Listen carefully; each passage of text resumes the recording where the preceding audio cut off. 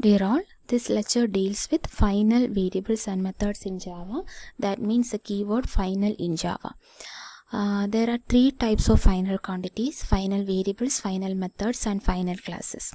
As the name indicates, final means anything that cannot be changed further. Okay, that means a final variable is a variable whose value cannot be changed once it is initialized. Final method means method that cannot be overloaded or overridden.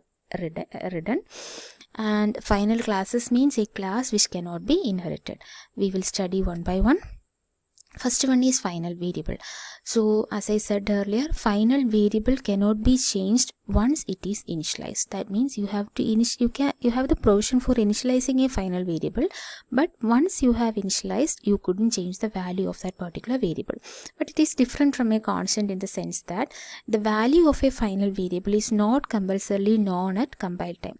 That means if you are defining a particular variable as a constant variable, you have to initialize that constant variable before compilation. But if you are defining it as a final variable, there is no compulsory rule that you have to initialize that particular variable before the compile time. Okay, so that makes a final variable different from a constant. And a final variable can only be initialized once. That is the main criteria. And that initialization can be done while declaration, or via an initializer, or via an assignment operator. Okay, so if a final variable is not initialized at the time of declaration, then you can initialize that, and that should be initialized inside a constructor of the same class.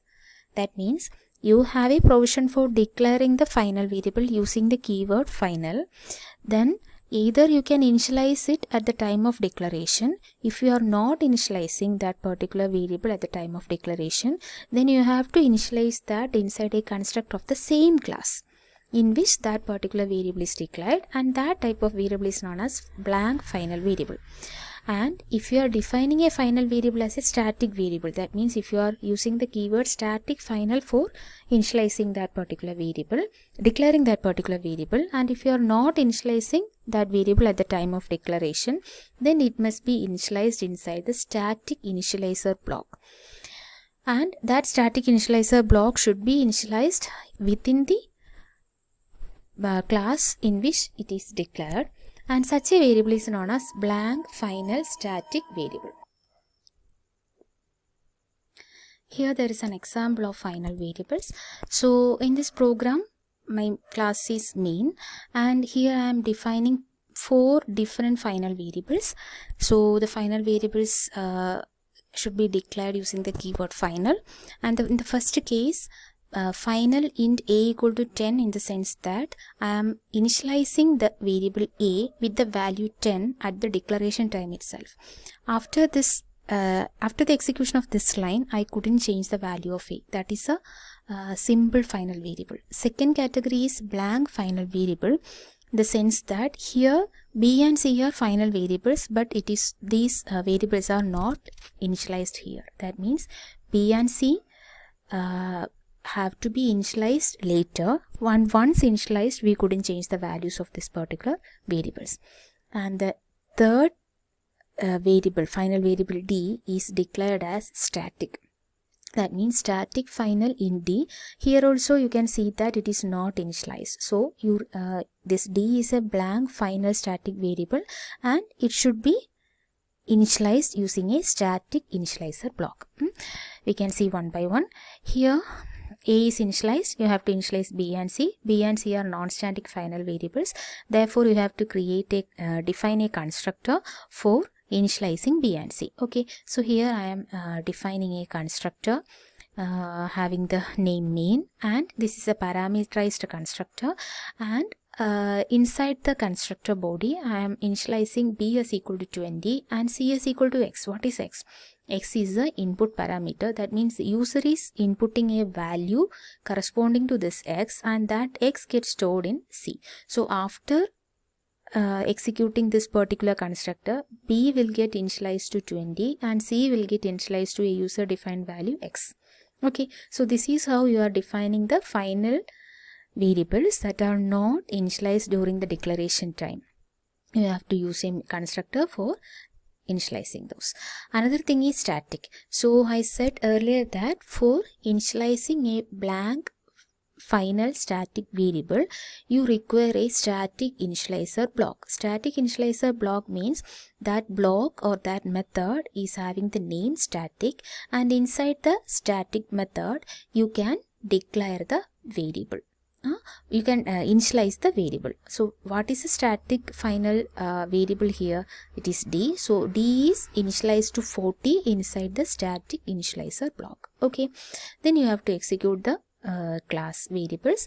So here I have invoked the main function, and inside the main function I am creating the object corresponding to the class main. obj1 is object. So here you can see main is holding a value 30 because here I have initialized defined the constructor as a parameterized constructor, so I have to pass the value.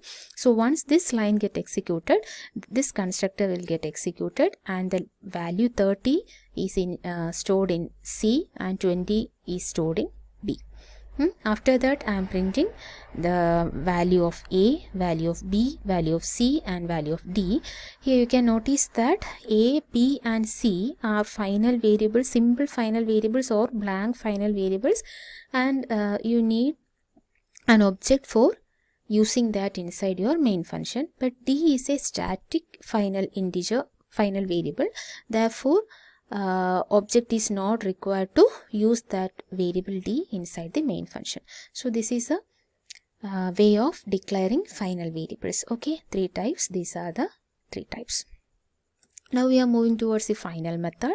So final method is similar to a usual method, but you have to use the keyword final for defining that particular object. So here you can see a class xyz is there, and you have the function demo, but that function is defined as final. Okay, now assume that the main function is extending from xyz, and here I am using the same demo. So here I am going to override the function demo, but since this is a final method, I couldn't override that. So upon executing this particular program, I will get a compilation error at this particular line stating that demo is a final method, so I couldn't override that. Okay, so that is the case.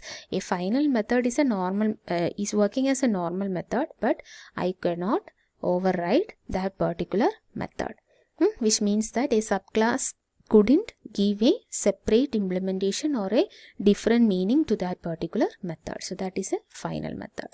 Next you have the final class. Final class is similar to usual class, but you have to use the keyword final for declaring the final class. But since you have defined a particular class as final, that is a final class in the sense that that class cannot be extended. That means we couldn't inherit that. That means here in this example I have the class A. I am defining that class A as final, and I have the second class as main. I am trying to extend that main from A, but here upon executing this code you will get a compilation error since A is a final method. I couldn't extend A. Okay, so that is a final class. So final variable means a variable whose value cannot be changed after initializing.